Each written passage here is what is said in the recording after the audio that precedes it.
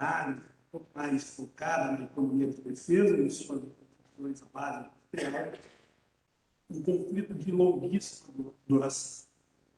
O comandante Leonardo Matos foi trazendo os mapas de sua apresentação e me veio à mente uma frase Napoleão disse, a clássica, para quem estuda geopolítica. Ele escreveu essa frase em 10 de novembro de 1804. Ele estava escrevendo para o rei da Prússia, Frederico. E ele, na carta, termina assim: política do Estado está sua geografia. O Napoleão, nessa carta, ele estava exatamente criticando a neutralidade da Suécia, que não apoiava a França, na sua política de contenção da Rússia. A Suécia, naquele momento, era um território que compunha a atual Suécia e Finlândia, que era o reino. E criticava a Rússia exatamente o seu expansionismo espiritual, o seu expansionismo não calcado em uma política de poder ali nos assuntos europeus. Bom, a gente pulou aí alguns séculos e exatamente em 2022 estamos discutindo uma crise na Europa, opondo quase que a eterna Rússia, ou a eterna ameaça russa para os países europeus, e uma miríade ali de potências europeias com aporte norte-americano. É uma guerra, antes de tudo, que envolve potência. Acredito que esse é o principal elemento. Guerra que tem na Ucrânia um palco trágico. A Ucrânia, por sua vez, compõe um território que, do ponto de vista da geopolítica, está exatamente em uma área de fratura que, séculos e séculos, é disputada por potências que se expandem. Do sul, o antigo Império Otomano, do leste, como a Rússia, ou do oeste, os diferentes impérios, seja o polaco, o lituano, seja o austro-húngaro, seja o francês, seja o alemão, seja o inglês e a sua política de balanceamento de poder ali entre eles. Bom, a guerra, antes de tudo, tem uma causa estrutural. Acredito que esse é o ponto. E, nesse sentido, o instrumental da geopolítica, que eu diria, que é da minha formação, eu consigo expressar um pouco mais, porque escrevi bem, é que embasa grande parte aqui das percepções que trarei a respeito de alguns assuntos econômicos, alguns assuntos relativos ao trabalho no final do texto. Bom, o primeiro ponto é situar esse conflito na competição entre grandes potências. E qual é a tendência do ponto de vista dos gastos? Que expressão temos? O segundo, qual é a natureza, ou quais são as principais características dos conflitos em disputa existentes? Como é que eu situo a Ucrânia? Como é que pensamos Taiwan? Quais são os outros pontos de tensão nesse sistema, impulsionado hierarquicamente por uma competição de big states? Já outro termo, é Estado-Império ao mesmo tempo. São grandes estados que, ao mesmo tempo, são plataformas territoriais. Isso é um ponto importante para demarcar.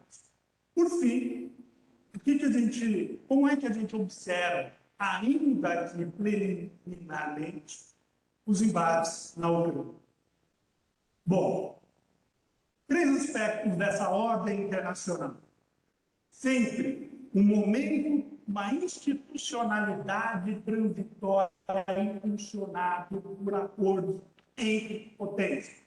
Essa ordem internacional que vem do imediato pós-Segunda Guerra Mundial, que tem que tem uma ideologia que justifica grande parte da integração econômica e política, damos o nome, de maneira geral, liberal. Esta ordem internacional liberal, que se aprofunda nos anos 90, contexto da globalização e do colapso da União Soviética, ela, para diversos autores do realismo, da geopolítica, da história, está em colapso.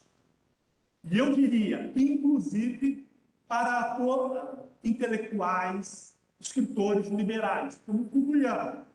Ele coloca que estamos em um momento em que, exatamente, não temos clareza do que está em curso, que ordem é essa. A clareza é que a inoperância daquelas instituições fundadas no imediato pós-Segunda Guerra Mundial e que foram, de certa forma, a bússola na resolução dos conflitos durante meio século e, em especial, nos anos 90, 2000. O que temos apontado? Uma competição sistemática entre potências. Segundo ponto, essa competição se dá em potências que são grandes estados territoriais. E aí estaríamos em uma trajetória de multipolaridade. O segundo aspecto interessante deste momento histórico, o aumento expressivo dos gastos de defesa. Aumentos que decorrem do início ali dos anos 2000, no contexto da Grande Guerra ao Terror, a intervenção militar norte-americana em Afeganistão e Iraque, mas que sustentam com a saída norte-americana desse conflito, porque tem em sua raiz um intenso processo de transformação da defesa, que inclui o desenvolvimento de tecnologias cada vez mais complexas, dimensão cyber, dimensão, digamos, de artificialização, robotização, mecanismos industrializados que atingem as próprias forças e um esforço cada vez mais de operações conjuntas. Então, são transformações que envolvem a dimensão doutrinária, de par e das forças, e, ao mesmo tempo, das próprias tecnologias na produção de armamentos. O terceiro elemento deste contexto histórico, pivô asiático. Quando a gente observa as prioridades estratégicas norte-americanas verbalizadas em seus documentos de defesa, temos ali o ano de 2010 como um marco da sua reunião quadrienal de defesa. O governo norte-americano começa a sinalizar o principal desafio no futuro para as Forças Armadas norte-americanas manterem a sua vantagem militar estratégica, seria a Ásia-Pacífico. E, nesse sentido, ratificam essa visão em 2014, novamente, uma revisão do defesa, e deixam absolutamente claro no seu principal documento estratégico, que é a National Security Strategy, de 2016. Então, do ponto de vista norte-americano, claramente uma redefinição de prioridades. Para os russos também. E os russos sinalizam isso em seus documentos estratégicos, seja de 2016, National Strategy, e especificamente aquela lançada em 7 de julho de 2021. É que eu quero tratar um pouco aqui da gente. Coloco a Ásia como ponto central das preocupações russas e como plataforma para o desenvolvimento do seu potencial econômico e científico-tecnológico. Como é que a gente pode traduzir isso? Eu acredito que a gente tem, de fato, aqui no final da Guerra Fria, dos anos 90, todo o contexto de globalização que coincide com a redução dos gastos globais de defesa, coincide do ponto de vista das Forças Armadas com a terceira estratégia de compensação, exatamente a dispersão das cadeias produtivas e, do ponto de vista da potência, a capacidade de ação na resolução do conflito por uma cadeia de abastecimento de produtos de defesa dispersa, em vários países. Isso, de certa forma, muda em 2001, como falei, no contexto da Grande Guerra ao Terror. Aqui, 2010, estamos aqui desde 2014, numa crescente, os gastos globais. Em 2021, ultrapassamos o simbólico número de 2 trilhões de dólares em alocação de recursos. Quando observamos os principais estados, os 10 maiores, aqui selecionei, há uma distância grande do gasto norte-americano para os demais. E essa linha aqui de ascensão é exatamente a chinesa, que ascende exatamente nesse contexto da Grande Guerra ao Terror, os anos 90, os anos 2000. Quando retiramos os Estados Unidos para facilitar a análise, observamos os demais gastos, olha o tamanho da ascensão chinesa nos anos 2000.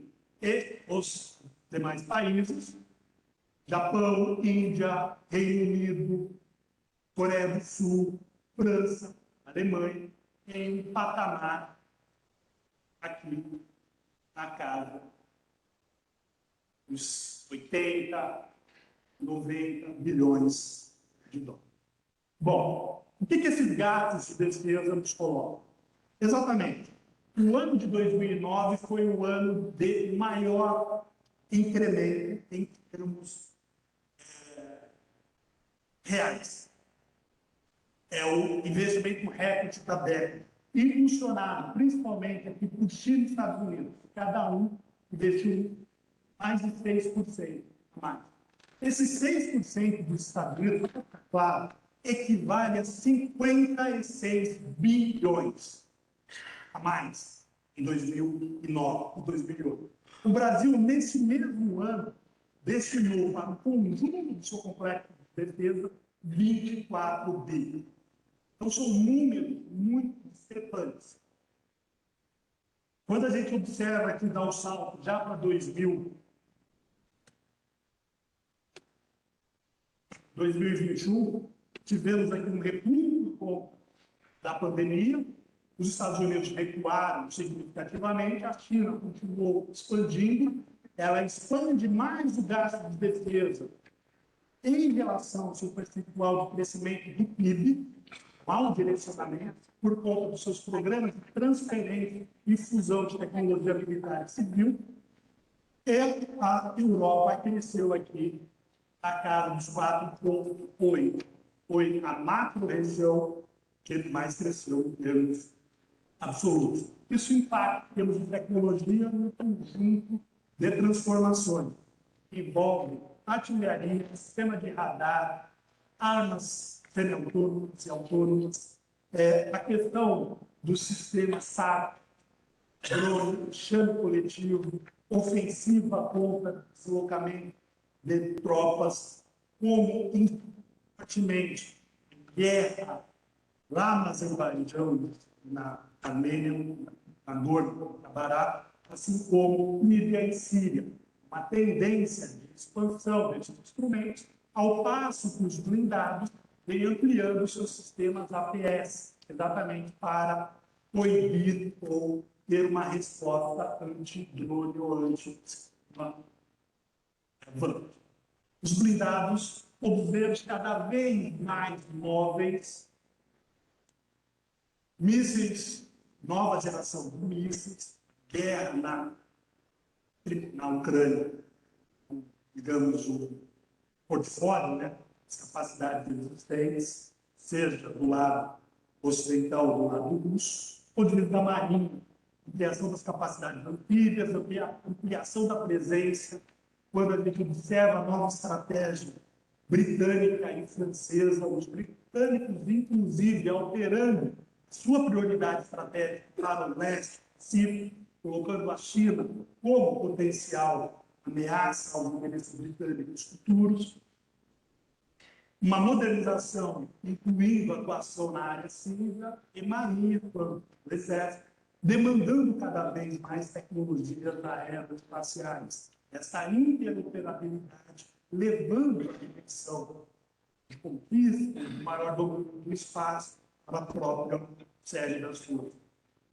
Do ponto de vista da Força Aérea, novas gerações de mísseis à terra, como novas gerações de caças, tecnologias cada vez mais aprimoradas do ponto de vista militar, e o domínio cyber integrando grande parte dos componentes singulares das forças existentes e com uma ramificação significativa nos setores comerciais. Isso é um mosaico que a gente consegue observar do que está, digamos, como em curso, como tendência nesse cenário de perfil. E aí eu traria duas percepções clássicas do ponto de vista da economia de defesa e que ficam, digamos, evidentes no atual conflito. À esquerda, do ponto de vista do fundamento, Klaus Schwab, lá nos anos 70, de certa forma, avança nesta teorização sobre poder militar potencial. E como esse poder militar potencial seria, digamos, o escudo do que se chama defesa. Algumas ideias absolutamente clássicas. O crescimento econômico é um fator-chave para a ampliação dos gastos de defesa. Dificilmente um Estado que não tem esse desempenho favorável consegue alocar de maneira satisfatória no setor de defesa. Uma segunda ideia fundamental. O planejamento em defesa cada vez mais requer uma alocação permanente e efetiva das políticas de Estado. Essa alocação torna-se mais necessária, desculpe até o pleonasmo, em um planejamento de defesa cada vez mais complexo, que não é apenas organização e prontidão das forças, mas requer cada vez mais uma sustentabilidade do ponto de vista da base industrial, dos componentes que são requeridos pelas forças, dado o horizonte de guerra, e limitação orçamentária. Economia capaz de suplantar ou sustentar essa demanda cada vez maior. Não vem o poder econômico, a capacidade de sociedade. No caso, fala para nós, esse crescimento econômico, os recursos que essa sociedade detém, e quanto mais, digamos, estratégico esse recurso, diferenciada é a inserção desse Estado no sistema e da diversificação produtiva. Por quê? Porque o crescimento, a riqueza de uma sociedade, ela é quantitativa, PIB, porém ela é bastante qualitativa, estrutura, diversificação. É a chave, digamos, para pensarmos a ampliação desse poder militar potencial. Por quê? Porque essa economia diversa é o que garante o desenvolvimento econômico e o que garante a defesa. Quando a gente dá um salto e pensa alguns elementos das guerras contemporâneas, eu trouxe aqui as discussões feitas pelo Robert Blackwill, que discute a geoeconomia, como a geopolítica e a geoeconomia são associadas. E ele vai pensar que nesse período contemporâneo, não ele apenas, há uma ampliação da competição entre potências. Uma competição dada a mútua destruição assegurada, potencial nuclear existente. Portanto, obter a primazia em uma ou outra tecnologia requer investimentos progressivos. A competição é de longo prazo. É uma competição em múltiplos espectros, ou amplos espectros, várias áreas, e múltiplos domínios do ponto de vista operacional. Uma segunda ponto fundamental, aí sim esse autor aí, há também guerra por outros meios. Um nível de disputa tão elevado que envolve sanções econômicas, que aqui vamos chamar de monetário financeiro, dimensão cibernética, ofensiva e defensiva, e uma dimensão informacional. E esse conflito da Ucrânia, essa dimensão cyber e informacional salta os olhos. É, antes de tudo, uma guerra informacional cibernética. É muito ilustrativo, por exemplo, observar o presidente Zelensky participando de todas as lives, desde o primeiro dia, em um país em guerra contra a Rússia, que tem um potencial de ataque cibernético enorme. Por trás daquelas lives, há muita inteligência, há muita cyberdefesa, há muito suporte do ponto de vista cibernético. E, obviamente, bom, o que se vislumbra para a potência? O fortalecimento das suas capacidades produtivas, uma tendência que vem do contexto dos anos 90, mas que prossegue, que é cada vez mais os requerimentos militares, do ponto de vista de tecnologia, incrustados nos sistemas econômicos produtivos, portanto, uma mudança de paradigma, que eram nos anos 80, 70, as chamados spin-overs, da defesa, haveria transportamentos para o setor civil, cada vez mais em tendência de spin-in, estrutura produtiva, comercial, militar, próxima. O que, para alguns estados, reportam a definição dos seus setores estratégicos, porque são políticas que incidem essa dupla face. Outra tendência, ampliação dos conglomerados industriais, que atuam na defesa, mas atuam no setor de serviços, prédios, por exemplo, seguros, bancos. Difícil observar uma empresa de defesa. E sim, empresas que compõem esse grupo. Para os demais países, uma tendência, é por conta de Nagorno Karabakh, conta da Ucrânia, a ideia de países com relativa autonomia na produção de seus componentes de defesa podem apresentar um relativo sucesso nas operações militares defensivas, com a utilização de mísseis, portanto, Javelin, Stinger, resistir, de certa forma, à ofensiva com a utilização de drones, via Azerbaijão. Porém, revela que esses países, ao adotarem postura dessa natureza, tendem a ampliar a sua dependência, exatamente porque são produtos que demandam nível de produção fora a realidade de diversos estados. Temos essa espécie de bifurcação quando a gente observa algumas tendências. Bom, quando a gente fala da dualidade das 100 maiores empresas do setor de defesa, eu aqui elenquei algumas, 20, vejam ali a ascensão das chinesas, e eu quero chamar a atenção a isso. Quando a gente observa a BIC, por exemplo, que é da área aeroespacial, 25% das suas vendas são classificadas como de defesa. Os demais são comercial. Então, tem uma área comercial produtiva gigante, que é uma tendência que se verifica em várias outras. Quando eu recordo para a palestra de hoje, a questão russa, essas são as maiores, com destaque para Almaz Inteiro, conglomerado russo gigantesco. O que é Almaz Inteiro?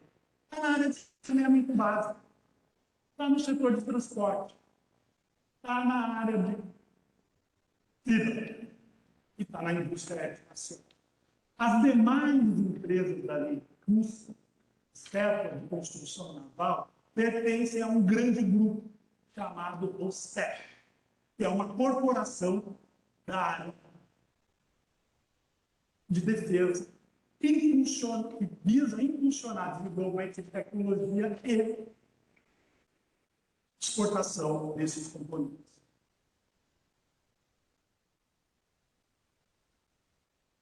Das 100 maiores empresas de defesa do mundo, 41 são norte-americanas, que representam 54% das exportações. Os próximos dados, certamente, serão maiores, no período da atual guerra. 5 são russas, representam 13%. 9 5 são da China, 12%, 9 são da Rússia, representando 5% globais da América Latina, praticamente não figura nesta lista. A Embraer oscila sua presença, dependendo dos contratos, é a única empresa brasileira.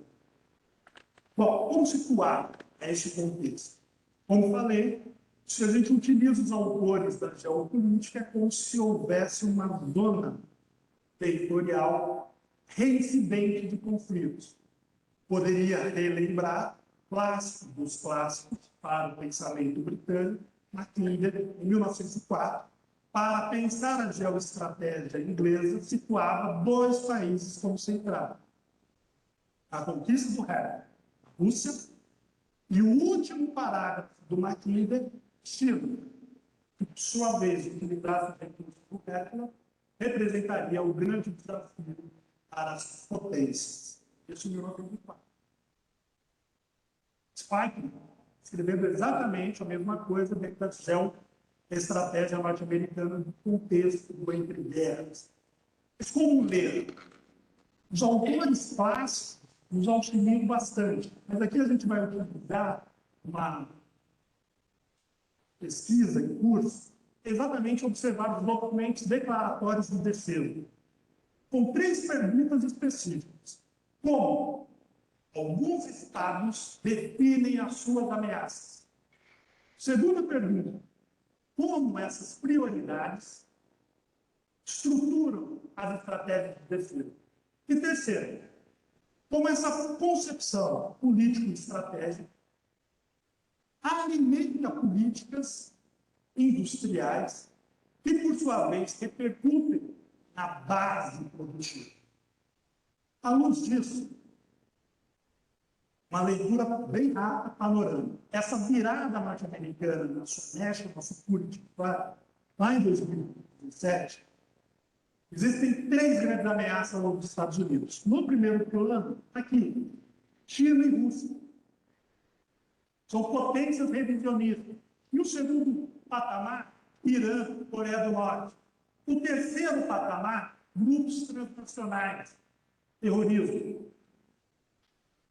Essa rivalidade se dá em todos os campos, político, econômico e na arena militar, com incidência tecnológica e informacional, antevendo, ou melhor, declarando para o planejamento de defesa este horizonte da competição de longo prazo. Essa não foi uma visão, digamos, costurada pelo Partido Republicano ou pela ascensão do plano. Os guidance de 2021, já de administração Biden, isso é reiterado. A principal ameaça é China e Rússia. A China, principalmente, porque combina a geoeconomia, a diplomacia, a economia, os fatores militares e a tecnologia, sobretudo na produção de semicondutores. Como é que a gente pode observar? Na força-tarefa da Casa Branca para pensar a defesa ou a guerra no futuro, está lá, outro nível de documento. Mas qual é a grande ameaça? Rússia e China. E os Estados Unidos, segundo a força-tarefa, não enfrentavam um desafio dessa natureza desde os anos 30, do século passado, ou seja, no contexto de ascensão da Alemanha e do Japão. A China, para a força-tarefa, representa a ameaça mais significativa do ponto de vista da economia e da segurança nacional. A Rússia é a ameaça imediata. Essas potências estão impulsionando a necessidade de transformação dos mais diversos campos. Por quê? Porque são potências que trazem a guerra para a chamada zona cinzenta. Quando a gente analisa a parte de defesa, o relatório do DOD sobre a resiliência da base produtiva norte-americana, é tácito essa vinculação defesa-desenvolvimento. Exatamente por quê? Quero chamar a atenção. que a base industrial de defesa norte-americana é essencial à economia norte-americana e à prontidão. O crescimento econômico depende desses requerimentos. Esses requerimentos, por sua vez, desdobram em um dinamismo econômico que se retroalimenta. Qual é a tese, portanto? Qual é o ponto a observar? Como que, da percepção de ameaça geopolítica, se cria um ecossistema, se cria um sistema indutor de inovações, do qual os documentos estratégicos, ao lançarem essas diretrizes, criam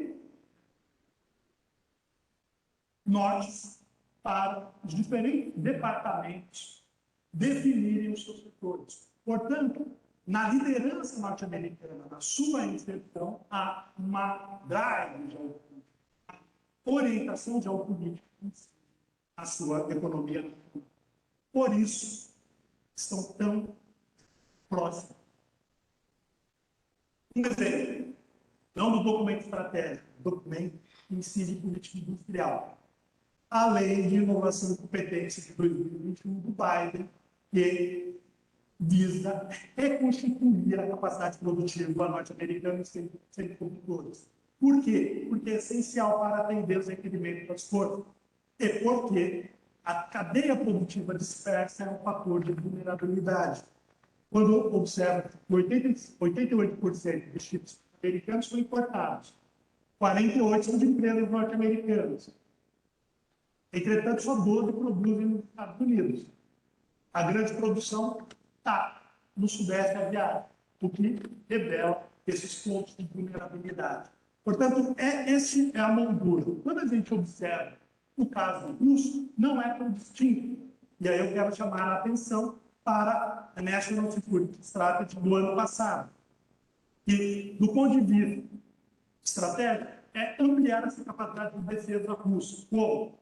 Ampliando seu desenvolvimento industrial, porque um e outro são dissociados. Qual é a leitura do mundo? Multipolar. Esse mundo tem, para os russos, dois pontos de instabilidade. As decisões unilaterais norte-americanas e a expansão da infraestrutura militar da OTAN na sua fronteira leste. Se eu fizesse um resumo desse documento, questão de tempo, a Rússia visa desenvolver seu potencial interno, deter os Estados Unidos, ignorar a União Europeia e fazer a virada asiática. E, nominalmente, elege dois parceiros de peso igual, Rússia e China. E como o Leonardo Marcos, comandante, chamou a atenção, a National Security Strategy de 2015, a Rússia ainda colocava OTAN e Estados Unidos como parceiros para o diálogo e ações de conjunto em campos diversos, como terrorismo, principalmente terrorismo, e ameaças difusas. Em 2021, não. Os Estados Unidos são citados 3 vezes, e as 3 como ameaça. Primeiro, os russos, porque desrespeitam o Tratado de Mísseis Intermediários e ampliam a infraestrutura de defesa ali, norte-americana, na Polônia, na Romênia. Esse é um ponto. O segundo, que os norte-americanos usam a sua moeda como um fator de coerção na política internacional. E o terceiro é do ponto de vista cultural. Outro ponto fundamental nessa estratégia, que os russos chamam de segurança econômica, e não, como citava anteriormente, crescimento econômico. O que é segurança econômica? O artigo 16 ele coloca, em termos de segurança nacional, a ideia da substituição progressiva do dólar como moeda para a definição de contratos de longo prazo, saírem da esfera da moeda americana, fator de segurança nacional. Bom, como é que eu posso identificar isso? Existem grandes conglomerados russos que foram impulsionados nos anos 2000, então, joint ventures, inclusive com participação estrangeira, mas que conglomeram, criam uma justificação econômica russa. É um fator que gera uma concentração do ponto de vista econômico e concentração do ponto de vista político. Seja o que pesquisar, seja como financiar. Cada conglomerado tem os seus bancos de suporte. Seria mais ou menos esse diagrama. Palestra ficará você.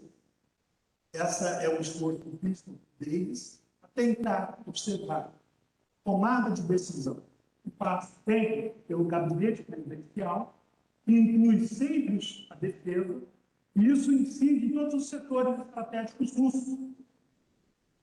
E envolve o nuclear, que envolve gás, que envolve petróleo, armas, uma série de outras. Uma grande corporação russa, consegue. Ela controla 14 clubes, que, por sua vez, se dispersam a mais ou menos 17 subsidiários. Deixa eu pegar só esse exemplo aqui, creche. Todos aqui se lembram da creche. Por quê? No dia 1º de março de 2020, na crise dos respiradores norte-americanos, foi clássica a cena de um avião Antonov de fabricação russa chegando em Nova York com o carregamento dos respiradores. Qual empresa? Creche. Qual era o impasse? A creche pertencia à Rostec e estava sancionada pelo Tesouro norte-americano. Portanto, precisou de uma contorção jurídica para que os Estados Unidos pudessem receber aquela doação russa de pandemia. O que quero dizer? A mesma creche, fundamental para o sistema de controle, comando e controle, tecnologia de rádio, é também uma das principais empresas fornecedoras de infraestrutura hospitalar. Esse é um cenário que dá, digamos, a capacidade de leitura dos embates na guerra da Ucrânia, que aqui não vou, o quadro já está montado, só chamarei atenção a uma guerra de causas profundas que envolve a percepção da história, da geopolítica, cultura, e que, do ponto de vista geopolítico, exatamente nessa zona de fratura, é que, para sintetizar na definição ali do príncipe, em áreas geopolíticas tensas, é fundamental encontrar o equilíbrio das decisões diplomáticas. Em conflitos dessa natureza, é necessário chegar ao equilíbrio das insatisfações, porque a certeza, a resolução do conflito requer a consciência de perdas para todos os atores envolvidos, dada o contexto de disputa. Esse é um fator geopolítico fundamental para situarmos, digamos, as oscilações de conjuntura. Sanções, talvez seja o ponto mais inédito pela natureza das sanções contemporâneas, que envolvem aspectos da globalização. Sanção é um termo antigo na literatura da guerra, na literatura da política internacional. O que é de novo? De novo, que o sistema nos anos 70, em especial nos anos 2000, se globalizou. E a infraestrutura da intermediação bancária é feita por empresas privadas, como a SWIFT, para a Bélgica, mas que tem acesso, digamos assim, pela autoridade americana, Tesouro, em uma construção, digamos, estratégica, feita pós-11 de setembro, para ampliar a capacidade de controle da lavagem de dinheiro, buscou-se controlar os recursos que estariam abastecendo o terrorismo. Isso permitiu aos norte-americanos uma capacidade de leitura das transações realizadas em suas moedas, nos diferentes pratos financeiros do globo. É como se, de uma analogia militar, pensassem os bancos que circulam a moeda norte-americana como uma espécie de infantaria do seu poder. Isso dá uma outra dimensão às sanções, que cresceram fortemente contra a Coreia do Norte, tiveram um êxito, um momento ápice contra o Irã, e que agora estão direcionadas à Rússia. É como se a Rússia fosse desplugada do sistema de trocas internacionais. Claro, isso tem um impacto muito grande, como se a Rússia, em termos de contratos internacionais, desse um salto para trás, quase nos anos 50, para fechar acordos que não mais passam pela intermediação do SWIFT e cada vez menos devem ser denominadas traz uma série de questionamentos. Por quê? Porque o sistema tem essa integração econômica. Porém, essa integração não suplanta a competição política dos Estados. É como se o que demonstrei dos conglomerados russos, a literatura chama como capitalismo de Estado. O Estado como um acionista majoritário de empresas estratégicas. É como se eu observasse o sistema financeiro contemporâneo e pensasse, desculpe a analogia, né? Criar um liberalismo de Estado, como globalização, de certa forma, de serviço dos interesses políticos. É um conjunto de nações, em especial o G7, em especial os Estados Unidos. Aqui temos tendência, ampliação da desigualdade de defesa, tem uma tendência para essa competição se assigne, trazendo a necessidade de desenvolvimento, maior autonomia em determinados componentes de tecnologias militares e estados com capacidade de indústria, de estrutura industrial significativa bem desenvolvendo e uma ampliação da dependência daqueles que não detêm essa autonomia tecnológica. O sistema monetário internacional é como se fosse um IA, neste momento, poder norte-americano no passado, porque a moeda é o dólar, e o dólar é emitido pelos Estados Unidos, o que dá a esse país uma capacidade de investimento no seu próprio setor de defesa incomparável, que é uma moeda que não tem lastro. O lastro é o poder. Poder de quê? Americano. Em quê? De honrar seus compromissos. Portanto, é uma moeda fiduciária. Nesse sentido, há uma tendência conglomerados, a regionalização das trocas em defesa de moeda, sobretudo no âmbito da China, mas muito incipiente. Arranjos de defesa, fortalecimento, ponto da OTAN, ponto de outros instantes, cada vez mais uma pressão sobre a Organização de Cooperação de Xangai, e chama atenção nessa competição, nesta ordem que a gente ainda não consegue definir qual é, salta os olhos a ideia de Estados continentais. Território, seus atributos fundamentais, é um contingente de poder. Essa é uma ideia presente, eu diria, quando observamos essa fotografia. E que leva essa competição às mais diferentes áreas. É isso que eu gostaria de expor. Desculpas por